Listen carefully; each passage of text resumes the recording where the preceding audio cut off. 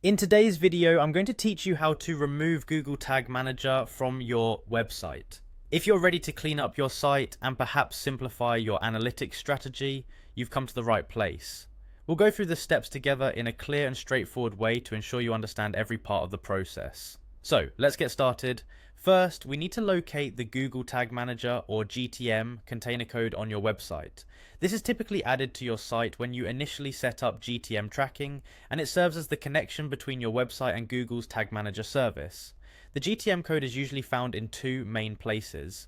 The first is within the head section of your HTML, which is recommended for faster execution of scripts.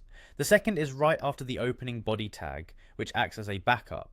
To locate and remove these snippets of code, you'll want to access the source code of your website.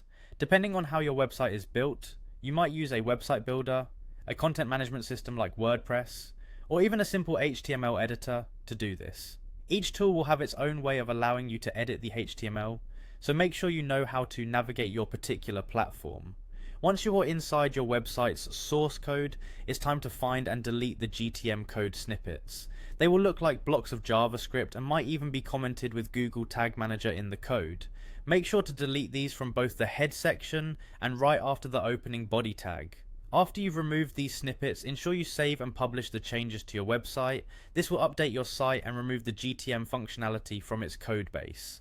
Now, if you're confident you no longer need the GTM container in your Google account, we can proceed to delete it entirely.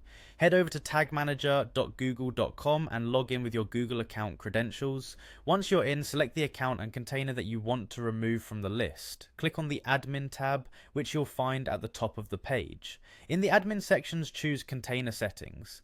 Here you'll need to look for a More Settings option, which is often represented by three dots or a similar icon.